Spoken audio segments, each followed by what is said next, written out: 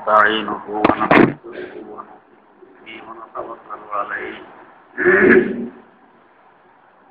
ونعوذ بالله من شرور أنفسنا ومن سيئات أعمالنا من يهده الله فلا مضل له ومن يضلله فلا هادي له ونشهد أن لا إله إلا الله وحده لا شريك له ونشهد أن سيدنا ونبينا ومولانا محمدا عبده ورسوله أرسله بالحق بشيرا ونذيرا وداعيا إلى الله بإذنه وسراجا منيرا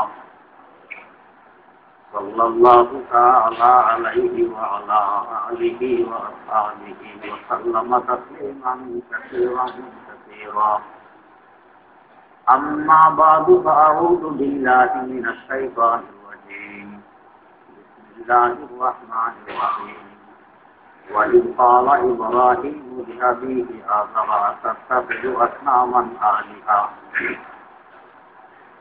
إني أراك وقومك في ضلال مبين وكذلك نري إبراهيم ملكوت السماوات والأرض وليكون من الموقنين فلما جن عليه الليل رأى كوكبا قال هذا ربي فلما أفل قال لا أحب الآفلين فلما رأى القمر بازغا قال هذا ربي فلما أفل قال لئن لم يهدني ربي لأكونن من القوم الضالين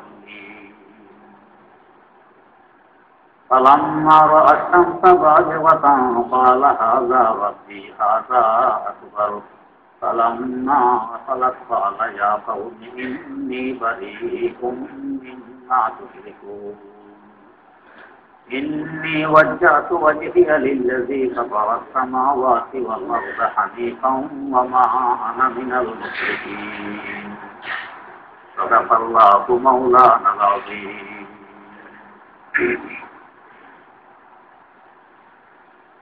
সূরা আনআমের ৭৪ নম্বর আয়াত থেকে তেলাওয়াত করা হয়েছে। তেলাওয়াতকৃত আয়াতগুলো সম্পর্কে গত ২ মজলিসে কিছু আলোচনা হয়েছিল। তাফসীরে মাআরিফুল কোরআনে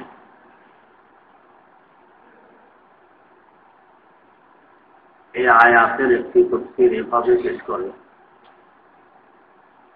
আল্লাহ রাব্বুল আলামিন যত মানুষ সৃষ্টি করেছেন, মানুষগুলো ২ ভাগে বিভক্ত, ২ জাতি, ২ নেশন।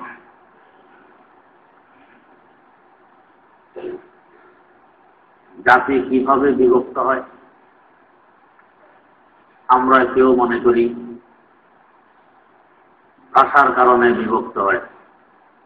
কারো ভাষা বাংলা, কারো ভাষা আরবি।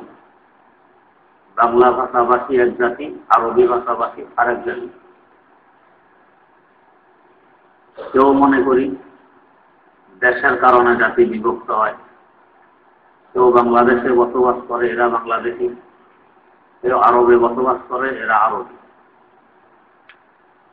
কেউ মনে করে রঙের কারণে জাতির বিভক্ত হয়। কারো রং সাদা, কারো রং কালো। যেমন আমেরিকা, ইউরোপে আছে শ্বেতাঙ্গ আর কৃষ্ণাঙ্গ। রঙের কারণে ২ জাতিতে বিভক্ত। কেউ আবার খানদান, নসল, বংশের কারণে জাতকে বিভক্ত মনে করে। তো আমরা হইলাম মোগল জাত, আমরা হইলাম পাঠান জাত, আমরা হইলাম নবাব জাত, আমরা হইলাম পাটোয়ারি, আমরা ভূঁইয়া। জাতের কারণে পার্থক্য মনে করি। কিন্তু আজকের পাঠিত আয়াতে বোঝায় যে না, রঙের কারণে পার্থক্য হয় না, বংশের কারণে পার্থক্য হয় না, ভৌগোলিক কারণে পার্থক্য হয় না, ভাষার কারণে পার্থক্য হয় না। পার্থক্য হয় ঈমানের কারণে। এক জাতি মুমিন, আরেক জাতি মুমিন নয়। এক জাতি মুসলিম আর এক জাতি অমুসলিম, এক জাতি মুমিন এক জাতি কাফের। জাতের বিভক্ত হয় ঈমানের কারণে। এই আয়াত থেকে বোঝা যায়। না হয় সাইয়্যিদনা হযরত ইব্রাহিম আলা নবিয়িনা ওয়া আলাইহিস সালাতু ওয়াস সালাম যার থেকে জন্ম নিলেন তার পিতা আদম, আদমকে বলতেছেন কি وَإِذْ قَالَ إِبْرَاهِيمُ لِأَبِيهِ آزَرَ أَتَتَّخِذُ أَصْنَامًا آلِهَةً। ও আমার আব্বা আদম, আপনি মূর্তিদেরকে উপাস্য মনে করতেছেন। মূর্তি নিজের হাতের বানানো, এগুলোকে উপাস্য মনে করে, এগুলোর পূজা পাঠ আর ইবাদত করে। ইন্নী আরাকা ওয়া কওমাকা, আমি দেখতেছি নিঃসন্দেহে আপনি এবং আপনার জাতি। ইব্রাহিম আলাইহিস সালামের আব্বার যে জাত, ওনারা তো সেই জাতি হওয়ার কথা। বংশ এক, থাকে একখানে, ভৌগোলিক ভাব এক জায়গায়, বাসায় সব এক। তারপরে বলতেছেন কি ওয়া কওমাকা, আপনার জাতি। আমার জাতি কয় না, আপনার জাতি বলে। এই দলালিন মুবিন, কল্লম ভোলা স্পষ্ট পরিষ্কার স্পষ্টতার মধ্যে আছে গুমরাহিতে। কিভাবে ইব্রাহিম আলাইহিস সালাম তার আব্বাকে অন্য জাতি বানাই দিলেন, তার আব্বার প্রজাতি যারা এদেরকে ভিন্ন আরেক জাত বলে দিলেন। কিসের কারণে? তাওহীদের কারণে, ঈমানের কারণে। ইব্রাহিম আলাইহিস সালাম একত্ববাদী বিশ্বাসী, তার কাছে তাওহীদ আছে, এক খোদার ইবাদত আছে। আর তার আব্বা এবং তার আব্বার বংশধর, তার আব্বার এলাকাবাসী, ওদের কাছে তাওহীদ নেই, একত্ববাদ নেই। যার কারণে আরেক জাতি বলে দিচ্ছেন যে তোমরা আরেক জাতি। তো বোঝা গেছে জাতের বেশ কম হয় ঈমানের কারণে, ইসলামের কারণে, দ্বীনের কারণে। দ্বীনের ভিন্নতার কারণে জাতের ভিন্ন। এই হিসাবে যতগুলো ধর্ম বর্তমান বিশ্বে আছে কত জাত বলা যায়। মুসলিম জাতি, হিন্দু জাতি, খ্রিস্টান জাতি, বৌদ্ধ জাতি, ইহুদি জাতি, তাবিঈ জাতি, এই ধরনের জাতের বেশ কম। আরেক হিসাবে অন্যান্য যত জাতি বলেন সবই অমুসলিম। তাহলে দুই জাতে বলা যায়, হিন্দু অমুসলিম, বৌদ্ধ অমুসলিম, খ্রিস্টান অমুসলিম, ইহুদি অমুসলিম, তাবেঈ অমুসলিম, অগ্নিপূজক অমুসলিম। অমুসলিম এক জাত আর মুসলিম আরেক জাত। সব অমুসলিম এক জাত, এর উপরও নাস আছে। আল কুফরু মিল্লাতুন ওয়াহিদাতুন, সব কাফেররা গোড়া এখানে। রসুনের কুমার গোড়া যেরকম এক জায়গায় থাকে, সব কাফেরদের গোড়া এখানে। যে কোনো ইস্যুতে দেখবেন কাফেররা তড়িঘড়ি এক হয়ে যাবে মুসলমানদের বিরুদ্ধে। যেমন বর্তমান বিশ্বে এই সামান্য সুতানাতে একটা বের করে আনে, কখনো ইরাকের বিরুদ্ধে, কখনো আফগানিস্তানের বিরুদ্ধে, কখনো ইরানের বিরুদ্ধে, কখনো সিরিয়ার বিরুদ্ধে, কখনো লিবিয়ার বিরুদ্ধে। এই সুতানাটা বের করার দেরি, ওরা এক হতে দেরি নেই। আমেরিকা বলেন, ইউরোপ বলেন, ফ্রান্স বলেন, এরা সব এক হয়ে যাবে। এতে বোঝা যায় গোড়া সব একখানে। তো সব কাফের আর মুসলিম জাতি বিরোধী। এ নিয়ে একবার যখন পাকিস্তান ছিল, তো পার্লামেন্টে কথা হচ্ছিল এই নিয়ে, এই দেশ কিসের ভিত্তিতে চলবে, সংবিধানের মূল ভিত্তি কি হবে। এই নিয়ে যারা প্রকৃতপক্ষে মুসলমান, এদের দাবি ছিল সংবিধানের মূল ভিত্তি হবে কোরআন এবং হাদিস। আর এ কথা বলেই পাকিস্তান বানাইছিল। পাকিস্তানের মতলব লা ইলাহা ইল্লাল্লাহ। কিন্তু যখন হয়েছে, এখন আর ওই কথা নেই। কারণ ক্ষমতা যাদের হাতে আছে, এদের মন মস্তিষ্ক তো দোলাই করা। ওদের দ্বারা যারা এই দেশে জুলুম অত্যাচারের মাধ্যমে 200 বছর পর্যন্ত ক্ষমতা চালাইছে, ওইখান থেকে লেখাপড়া করে আসছে, সব মন মস্তিষ্ক ওই মার্কা। এরা এখন আর আগের কথাই নেই। পার্লামেন্টে কথা উঠছে, তো তখন হযরত মাওলানা আজহার আলী রাহিমাহুল্লাহ আসল বাড়ি ছিলেন, পরে বাড়ি করছেন কিশোরগঞ্জ। ওনার বড় সাহেবজাদা মাওলানা আনোয়ার শাহ গত বছর, আগের বছর আমাদের এখানে খতমে বুখারী মাহফিলে আসছিলেন। হযরত মাওলানা আজহার আলী বড় উঁচু পায়া বুজুর্গ ছিলেন, দিন দুনিয়া দিতেই বুঝতেন, এবং সাহস আল্লাহ পাক ওনাকে দিয়েছিলেন অসাধারণ। হাকিমুল উম্মত মুজাদ্দিদুল মিল্লাত শাহ আশরাফ আলী থানভী রহমাতুল্লাহ আলাইহির জলিলুল কদর খলিফা। হযরত থানভীর খলিফাদের মধ্যে ভাগ ছিল। প্রথম নম্বরে ছিল দুইজন। এই জনকে বলা হয়তো আনতুমা আইনায়া, তোমরা দুইজন আমার দুই চক্ষু। হযরত থানভী নিজের দুই খলিফাকে বলতেন, তোমরা দুইজন আমার দুই চক্ষু। একজন মারিফুল কোরআনের লেখক আল্লামা মুফতি মোহাম্মদ শফি রাহিমাহুল্লাহ, আর একজন হযরত মাওলানা আব্দুল করিম কুমতলবী। ওলামায়ে কেরাম বুঝবেন, শফির লিখতে শেষ অক্ষর আইন, আর আব্দুল করিম লিখতে প্রথম অক্ষর আইন। তো আইন অক্ষরের নাম। আবার চক্ষু তো আরবিতে আইন বলে, আইন মানে চক্ষু। কুয়া তো আরবিতে আইন বলে, ঝর্ণাকেও আইন বলে। হযরত থানভী বলতেন আনতুমা আইনায়া, তোমরা দুইজন আমার দুই আইন, দুই চক্ষু। এদিকে একজনের নামের শেষে আইন, আর একজনের নামের শুরুতে আইন। তো প্রথম নম্বরে দুই খলিফা আনতুমা আইনায়া। এরপরে ছিলেন চারজন, এদেরকে বলা হয়তো আরকানে আরবা, চারটি স্তম্ভ। চার কোনা চারটি স্তম্ভ দিয়ে ঘর দাঁড় করানো যায়, চারটি স্তম্ভ। চার স্তম্ভের মধ্যে এদের সম্পর্কে হযরত থানভী বলতেন, আল্লাহ পাক যদি হাসর মাঠে আমাকে জিজ্ঞেস করেন যে আশরাফ আলী কি নিয়ে আসছো, তা আমি এই চারজনকে পেশ করবো যে আল্লাহ, এই চারজন হলো আমার আখিরাতের পুঁজি। চারজনকে এক ঈসা এক মসিহ, এক ঈসা এক মসিহ। হযরত মাওলানা ঈসা খান রাহিমাহুল্লাহ আনফাস ঈসা, তার ইলমে তাসাউফ, ইলমে বাতিন, আত্মশুদ্ধির ব্যাপারে কিতাব আছে। আমার শেখ ও মুর্শিদ শাইখুল ইসলাম আল্লামা তাকি উসমানী দামাত বারাকাতুহুম বলেন, আনফাস ঈসা থেকে ইলমে বাতিন, ইলমে তাসাউফ, ইলমে মারিফাত সম্পর্কে এর থেকে উত্তম কিতাব আমি আর দেখিনি।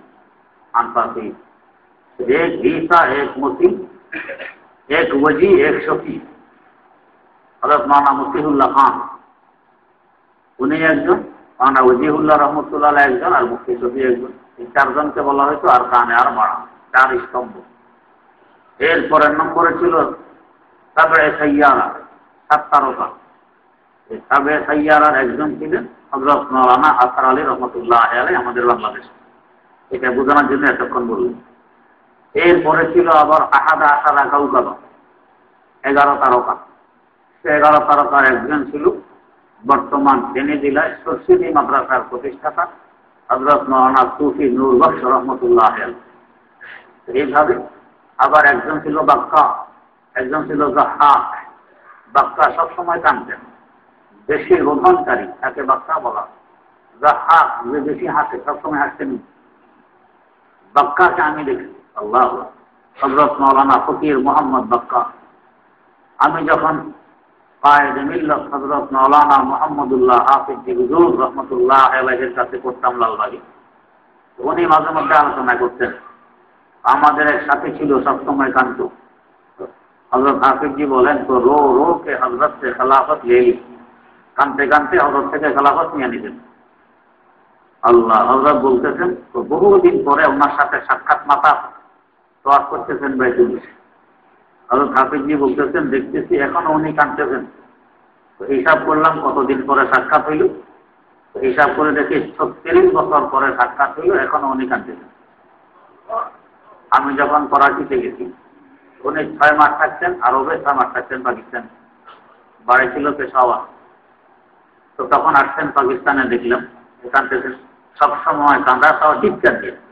বাচ্চারা যেরকম কাঁদে এরকমও কাঁদে, আজকেও কাঁদে। কখনো কাঁদার মাত্রা বাড়ে, কখনো আওয়াজ কমে, কখনো আওয়াজ বাড়ে, চোখের পানি তো আওয়াজ করতে আছে। আল্লাহ, ওনাকে দেখে হযরত হাফিজ হুজুর রহমতুল্লাহ আলাইহির কাছে আমি চিঠি লিখছিলাম যে হুজুর, আপনি আপনার এক সাথীর কথা আলোচনা করতেন, সবসময় কাঁদত।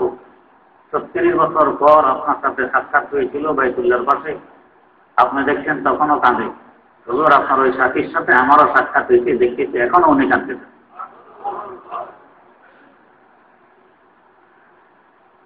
আল্লাহ পাকের ভয়ে পাহাড় পর্বত পর্যন্ত কাঁদে, পাথর কাঁদে, পাথর থেকে পানি বেরিয়ে আসে। আমি নিজে দেখছি, আপনারা দেখেন। অন্য পাথরের সাথে সংযোগ নেই, মাটির সাথে সংযোগ নেই, আলোক ফলক, কিন্তু পানি পড়তেছে, পাথর কাঁদছে। কোরআন শরীফে আল্লাহ আল্লাহ রাব্বুল আলামিনের ভয় এরা কাঁদে। আল্লাহর কিছু বন্ধ এরকম আছেন, আল্লাহর ভয় সবসময় অন্তরে ঘর করে আসে, তো সবসময় কাঁদেন, চোখের পানি পড়ে। আল্লাহ হযরত মাওলানা আজহার আলী রহমতুল্লাহ আলাইহির কথা বলতেছিলেন। খানে বন্দে খানকায় আছেন, নামাজ পড়াইছেন হযরত থানবী নিজে। হযরত থানবী নিজে নামাজ পড়েছেন। আল্লাহ রাসূল সাল্লাল্লাহু আলাইহি ওয়াসাল্লামের পক্ষে যতদিন সম্ভব ছিল ততদিন নামাজ তিনি নিজে পড়াইছেন। যখন নামাজ পড়ানো সম্ভব হয়নি তার জীবদ্দশায় সিদ্দিক আকবর হযরত আবু বকর রাদিয়াল্লাহু তাআলা আনহুকে দিয়ে নামাজ পড়াইছেন। উলামায়ে কেরাম, পীর মাশায়েখ আল্লাহ রাসূল সাল্লাল্লাহু আলাইহি ওয়াসাল্লামের প্রতিনিধি, অতএব তারাও তাদের খানকায় তাদের জায়গায় নামাজ পড়াবে, এটাই নিয়ম। দেখবেন চরমনার মাহফিলে চরমনার পীর সাহেব নিজে নামাজ পড়ান। কিন্তু এখন আমাদের দেশে দেখবেন অনেক নামদারি পীর আছে, নিজেরা নামাজ পড়ায় না। একটা ওদের এসে নামাজ হয় না, যাদের হয়ও কিছু নিজেরা পড়ায় না, হাওলাতে মৌলভী নামাজ পড়ায়। নিজেরা পড়ায় বুকি, কোরআন শরীফে পড়তে জানে না, করতে জানলেও অশুদ্ধ পড়ে, আরেকজনে পড়ে। হকানি পীরের আলামত নয়। যাই হোক, হযরত থানবী নামাজ পড়াইতেন, লোকমা দিতেন পিছন থেকে মাওলানা আজহার আলী রহমতুল্লাহ আলাইহি। হযরত থানবীকে লোকমা দেওয়া অল্প স্বল্প বুদ্ধাওয়ালা মানুষের পক্ষে সম্ভব নয়। সারা দুনিয়া থরথর করে কাঁপতে যার সামনে আসলে তাকে লোকমা দেওয়া নামাজে সাধারণ কথা নয়। উনি দিবেন, লোকমা কিন্তু সঠিক ছিল, লোকমা ছিল সঠিক। পরীক্ষা করার জন্য সালাম ফিরানোর পর হযরত থানবী খুব গরম করে বললেন, কোন হয় লোকমা দিয়ে নেওয়া? কে লোকমা দিচ্ছে? উল্টা পাল্টা লোকমা দাও। পুরা মজলিস সব থরথর করে কাঁপতেছে। হযরত আজহার আলী রহমতুল্লাহ দাঁড়ায় গেছেন, হযরত মাইনে দিয়ে বীর ভাই হুজুর আমি দিবি। বাস এরপরে খেলাফত দিয়ে দিলেন যে হ্যাঁ, পীরের ভক্তের তুলনায় ঈমানের দাবিকে অগ্রাধিকার দিয়েছে, এই জন্য তুমি খেলাফতে দিবে। আমরা হচ্ছে পীরের ভক্তি। ওই মাইজভান্ডার গেছে এক লোক গায়ে দেখে যে পশ্চিম দিকে পা দিয়ে শুয়ে রয়েছে মহিলারা। তো পশ্চিম দিকে পা দিয়ে শুয়েছে কারণ কি? তো পূর্ব দিকে আমাদের শিক্ষা হুজুরের মাজার। তো শিক্ষাদের মাজারের দাম বেশি, বাইতুল্লাহর দাম কম, তাই বাইতুল্লাহর দিকে পা দিতে পারে, মাজারের দিকে পা দেওয়া যায় না। তো পশ্চিম দিকে পা, মাজারের দিকে মাথা, শুয়ে আছে মহিলা। তো দরকার তো ছিল দিন শরীয়তের অগ্রাধিকার, পীরের তুলনায় শরীয়তের অগ্রাধিকার অনেক বেশি। হযরত গরম হচ্ছেন পরীক্ষার জন্য, দেখি পীরকে অগ্রাধিকার দেয় না শরীয়ত। তো দেখছে যে না, আল্লাহর বান্দা শরীয়তকে অগ্রাধিকার দিকে পরিষ্কার বলে দিল লোকমা আমি দিচ্ছি। তখন বলছেন যে হ্যাঁ, শরীয়ত তোমার মধ্যে পুরোপুরি আসছে, পীরের তুলনায় শরীয়তকে অগ্রাধিকার দিয়েছ, লোকমা দিয়েছ, স্বীকারও করছো, চুপচাপ থাকুনি, স্বীকার করছো, খেলাফতের জীব খেলাফত দিয়ে দিচ্ছ। হযরত মাওলানা আজহার আলী রহমতুল্লাহ আলাইহি অনেক বড় মোটা পায় আর বুঝুন, দুনিয়াও এমন বুঝা বুঝে। শহীদ মসজিদ আছে কিশোরগঞ্জ, যাদের ওইখানে বাড়ি তারা জানে। মসজিদ নতুন করে বানাইতেছে, আগের মসজিদের উপরে একটা সুন্দর বিশাল গম্বুজ, ইঞ্জিনিয়াররা ওইটা ভাঙবে, মসজিদ ভাঙতেছে, গম্বুজও ভাঙবে। উনি বলেন যে না, গম্বুজ ভাঙবে না, না ভাঙবে তো আস্ত গম্বুজ নতুন মসজিদে স্থানান্তর করা যাবে। ইঞ্জিনিয়ার একটা আশ্চর্য কথা, বিল্ডিং ভেঙে ফেলতেছে, সব গম্বুজে আস্ত রাখবে কেমন? আর রাখলেও এটাকে নতুন মসজিদের ছাদে উঠানো সোজা কথা, এটা তো সম্ভব না। হুজুরে বলেন সম্ভব। শেষমেশ হুজুর ভাঙতে দিলেন না। হুজুর বলেন ঠিক আছে, এটার ব্যাপারে আমি ইঞ্জিনিয়ার, বাকি ব্যাপার আপনারা ইঞ্জিনিয়ার। হুজুর নিজের ইঞ্জিনিয়ারিতে এই গম্বুজ ভাঙতে দিলেন না এবং সহজে এই গম্বুজ পুরানো বিল্ডিং থেকে আস্ত নতুন বিল্ডিংয়ে স্থানান্তর করলেন। ইঞ্জিনিয়াররা সবাই হার মেনে নিল যে হুজুর আপনার মতো একজন মৌলবীর সামনে হার মানতে বাধ্য হইলাম। কিভাবে এত বিশাল গম্বুজ পাকা, এত ওজন, এটাকে আস্ত রাখলেন, ভাঙতে দিলেন না, আবার স্থানান্তর করে ফেললেন। যেভাবে করা দরকার সেভাবে কোনো রকমের সমস্যা সম্মুখীন হইতে হয়নি, হার মানতে আমরা ভাই। তো সব কিছু বুঝলেন মাওলানা আজহার আলী রহমতুল্লাহ। তো পার্লামেন্টে তিনিও পার্লামেন্টের সদস্য ছিলেন নিজাম ইসলামের পক্ষ থেকে। এখন এই দেশের সংবিধান কি হবে এই ওনার দাবি, সংবিধানের মূল ভিত্তি হবে কোরআন এবং হাদিস। বেটো দিল তরোয়ারদি, যার নামে তরোয়ারদি হাসপাতাল, এই বেচারা বেঁচে দিল যে না, কোরআন হাদিস এই দেশের সংবিধানের ভিত্তি হইতে পারে। উভয়জন যুক্তি দিবে, উভয়জন যুক্তি দিবে। উনি বললেন যে এই দেশে দুই জাতি বসবাস করে, এক জাতি মুসলিম আর এক জাতি অমুসলিম। এটা আমার বোঝানোর কথা এখানে। এক জাতি মুসলিম আর এক জাতি অমুসলিম, এদের মধ্যে 90% মুসলিম, 10% অমুসলিম। তা আপনারা তো গণতন্ত্রের বিশ্বাসী, গণতন্ত্র কি বল, দেশের ভোট যেভাবে ক্ষমতা তার হবে। তো 90% মুসলিম, মুসলিমদের সংবিধান কোরআন হাদিস, 10% অমুসলিম, অতএব কোরআন হাদিসে হবে সেই দেশের সংবিধানের মূল ভিত্তি। তো 10%, ওই 10% কিভাবে থাকবে না থাকবে এই সম্পর্কে আমাদের কোরআন ও হাদিসে বিস্তারিত আলোচনা। এদের জান, মাল, ইজ্জত, আবরু সব কিছু হেফাজত করা আমাদের দায়িত্ব। যদি দায়িত্ব পালন করতে না পারি, এদের থেকে ট্যাক্স এবং খাজনা নেওয়া যাবে। ইসলাম দেখাই দিয়ে হযরত ওমর বিন আব্দুল আজিজ রহমতুল্লাহ আলাইহির সময় সকালে বেলুচিস্তান এবং তার আশপাশের এলাকা তখন সব ইসলামী রাষ্ট্রের অন্তর্ভুক্ত ছিল, ট্যাক্স খাজনা উসুল করছে। কিন্তু পরবর্তীতে শত্রুর উপদ্রব এমন দেখা দিছে, মুসলমান মুজাহিদেরা এদের জান, মাল, ইজ্জত, আবরুর হেফাজত করতে পারতেছিল। খলিফাতুল মুসলিমিনের কাছে চিঠি লিখে ওমর বিন আব্দুল আজিজ রহমতুল্লাহ আলাইহি, আমিরুল মুমিনিন, আমরা অমুসলিমদের জান, মাল, ইজ্জত, আবরুর হেফাজত করতে পারতেছি না, কি করব? সব ট্যাক্স ফেরত দেব। এদের থেকে ট্যাক্স নেওয়া হয়েছিল, এগুলো ইজ্জত, আবরু, জান, মালের রক্ষার উদ্দেশ্যে। যখন রক্ষা করতে পারতো না, ট্যাক্স কাছ থেকে কত নিতে সব ফেরত দেব। সব ট্যাক্স একটা একটা করে খোঁজ করে করে ফেরত দেওয়া হয়েছে ইসলামের নিয়ম। তো তাইলে এরা মুসলিম রাষ্ট্রে কিভাবে থাকবে না থাকবে এই সম্পর্কে আমাদের মূল সংবিধান কোরআন এবং হাদিসে আলোচনা আছে, কোনো সমস্যা নেই। তারা ওয়াজি সাহেব দাঁড়ায় বললেন যে এত বড় একটি ভুল তথ্য দিলেন আপনি। তো কি ভুল তথ্য? এই দেশে 36 জাতি বসবাস করে, আপনি বলছেন দুই জাতি। 36 জাতির মধ্যে এক জাতি হইল মুসলমান, 35 জাতি হইল অমুসলিম। অতএব মুসলমানের সংবিধান কোরআন আর হাদিস এই দেশের সংবিধান হইতে পারে। হযরত মাওলানা আসাদুর রহমতুল্লাহ আলাইহি দাঁড়ায় বললেন তারা দিশারে হিন্দু মুসলিম না অমুসলিম? অমুসলিম। বৌদ্ধ মুসলিম না অমুসলিম? অমুসলিম। খ্রিস্টান মুসলিম না অমুসলিম? অমুসলিম। তাহলে 35 জাতি সব হইল অমুসলিম, আর এক জাতি হইল মুসলমান। তাহলে এবার জাতি কয়টা হইল? দুইটা হইল। আর দুইটার মধ্যে বড় জাতি মুসলিম 90%, আর বাকি সব মিলাইয়া 10% ছোট জাতি। অতএব জাতি দুইটাই হইল, একাধিক জাতি আর কি কয় 36 জাতি হয়নি। আল্লাহ রাব্বুল আলামিন এই আয়াতে বুঝাই দিলেন জাতি দুনিয়াতে দুইটা। একটা হইল যারা আল্লাহ রাব্বুল আলামিনকে বিশ্বাস করে, ঈমান আনে, এই এক জাতি। আর যারা আল্লাহর বিশ্বাসী নয়, এরা আরেক জাতি। আরেক জাতি এরপরে শাখা জাতি হোক বা হিন্দু হোক, খ্রিস্টান হোক, বৌদ্ধ হোক, সাবাই হোক, হাফিজ পুরুষ হোক, অগ্নিপূজক হোক, যেটাই হোক, এরা সব এক জাতি। আল্লাহ জাতি হইল দুইটা। বংশ হিসাবেও জাত নয়, ভৌগোলিক ভাবেও জাতের পার্থক্য নয়, ভাষার দিক দিয়েও জাতের পার্থক্য হয় না, রঙের দিক দিয়েও জাতের পার্থক্য হয় না। জাতের পার্থক্য হয় ঈমানের দিক দিয়ে। ইব্রাহিম আলাইহিস সালাম বুঝাই দিলেন ওয়াহিদ ক্বালা ইব্রাহিম লিআবিহি আযারা আতাত্তাখিযু আসনামান আলিহা। ও আব্বা আযর, আপনি নিজের হাতে মূর্তি বানায় এগুলো পূজা করেন? ইন্নী আরাকা ওয়া কওমাকা ফী দালালিন মুবিন। আমি তো সাংঘাতিকভাবে দেখতেছি আপনাকে আর আপনার জাতিকে। আমার জাতি কয় না, কারণ আমি তো মুসলিম, আমি মুওয়াহহিদ, আমি তাওহীদের পতাকাবাহী, আর আপনি মুশরিক। মুশরিক এক জাতি, মুমিন আরেক জাতি, মুওয়াহহিদ আরেক জাতি। আপনার জাতিকে দেখতেছি বড় গুমরাহির মধ্যে আছে, বড় ভ্রষ্টতার মধ্যে আছে। তো জাতি হলো দুইটা, একটা মুসলিম, একটা অমুসলিম।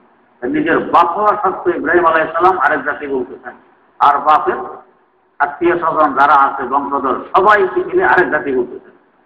কোরআনের আয়াত দ্বারা ইব্রাহিম আলাইহিস সালাম এই কথা দ্বারা আল্লাহ পাক বুঝাই দিলেন জাতি দুইটা, মুসলিম আর অমুসলিম। وَكَذَلِكَ نُرِي إِبْرَاهِيمَ مَلَكُوتَ السَّمَاوَاتِ وَالْأَرْضِ وَلِيَكُونَ مِنَ الْمُوقِنِينَ। এরপরে কাফের জাতির সাথে, মুশরিক জাতির সাথে তিনি যুক্তিতে আসলেন।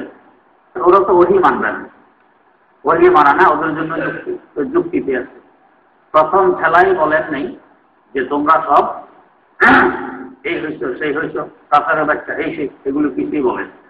প্রথমে দুই জাতির ভাগ দেখাই দিলেন নিজের বাপের সাথে, আর এরপর এলাকার লোকজনের সাথে আস্তে আস্তে গণাইতেছেন যে দেখো তোমরা একটু মূর্তি বানায় মূর্তির পূজা করো, কেউ তারকার পূজা করো, কেউ চাঁদের করো, কেউ সূর্যের করো, ইত্যাদি ইত্যাদি পূজা করো। কিন্তু এগুলো সব পরিবর্তনশীল। এ উদিত হয়, এ আবার বড় হয়, আবার ছোট হয়, আলো একবার প্রখর হয়, আবার আলো কমে যায়, চাঁদ বড় হয় ছোট হয়, তারকা ওঠে আবার ডুবে, সূর্য ওঠে আবার ডুবে, সকালবেলা দেখা যায় বড়, দুপুরে ছোট, ডুবার সময় আবার বড়, পরিবর্তনশীল। তো যেই বস্তু পরিবর্তনশীল এই বস্তু কখনো উপাস্য খোদা হইতে পারে না। খোদা হইতে হলে অপরিবর্তনশীল হওয়া লাগবে, এটা যুক্তি। যে যত আস্তে আস্তে যার পরিবর্তন ঘটে সেটা আস্তে আস্তে ধ্বংস হয়ে যাবে, যার পরিবর্তন যত দ্রুত ধ্বংস হয় দ্রুত। দেখবেন ধান গাছ, ধান লাগাইছেন, কতদিন লাগবে ধান গাছটা বড় হইয়া ধান দেখতে? 2 মাস, 2.5 মাস, 3 মাস। খুব তাড়াতাড়ি পরিবর্তন। লাগাইছেন 2-4 দিন পর দেখেন যে আস্তে আস্তে তাজা হয়ে উঠছে, এরপরে চতুর্দিক দিয়ে কেনা বের করে কোথা মোটা হয়ে গেছে, খুব তাড়াতাড়ি বড় হয়ে গেছে। ধান গাছ যত তাড়াতাড়ি বড় হয়, এই আমাদের মানুষের ছেলেরা তাড়াতাড়ি বড় হয় না, আরো দেরি আস্তে আস্তে।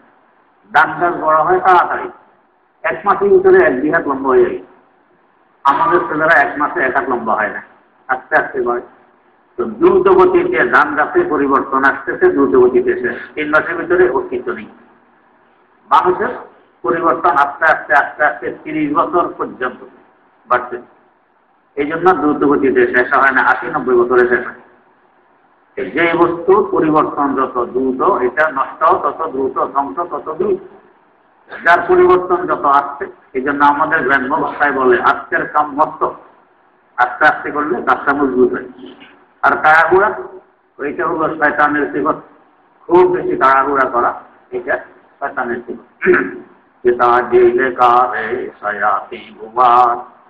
এই জন্য তাড়াহুড়া করছেন। যাই হোক, পরিবর্তনশীল যে সমস্ত বস্তু, এগুলো কখনো উপাস্য হইতে পারে না, এরা ধ্বংসমুখী। আর যে বস্তু পরিবর্তনশীল নয়, এটা উপাস্য, এটা ধ্বংসমুখী নয়। আমরা পুরা কায়নাত আর সৃষ্টি জগতের দিকে তাকাইলে দেখি একমাত্র আল্লাহ রাব্বুল আলামিন ছাড়া সব কিছু পরিবর্তনশীল। কেউ আস্তে আস্তে, কেউ দ্রুত গতিতে। অতএব কেউ উপাস্য হইতে পারে না, উপাস্য একমাত্র আল্লাহ রাব্বুল আলামিন। তার একমাত্র গুণ, তার সিফত হলো আল্লাহ কামা কানা ওয়ালাম ইয়ালফাযা ওয়ালা লা জিদ্দা ওয়ালা নিদ্দা ওয়ালা আবদালে মাওলা আল্লাহ কামা কানা ওয়ালাম ইয়ালফাযা ওয়ালা। আগে যেরকম ছিলেন এখন এরকমই আছেন, ভবিষ্যতে এরকমই থাকবেন। তিনি অপরিবর্তনশীল, এই জন্য একমাত্র উপাস্য আর মাবুদ তিনি হইতে পারেন। ইব্রাহিম আলাইহিস সালাম প্রথমে যুক্তি দিয়ে বুঝাইলেন, চন্দ্র বলো, সূর্য বলো, তারকা বলো, মূর্তি বলো, সব পরিবর্তনশীল। মূর্তি আজকে নেই তো কালকে বানাইছো, এরপরে পুরানো হয়ে গেছে, অমুক খান দিয়ে ভেঙে গেছে, অমুক খান দিয়ে জোরে উঠতেছে, আবার কালে খোলা নিতে হয়। তারপর এই জন্য এগুলো উপাস্য হইতে পারে, যুক্তি দিয়ে দিয়ে সামনে অগ্রসর হচ্ছে।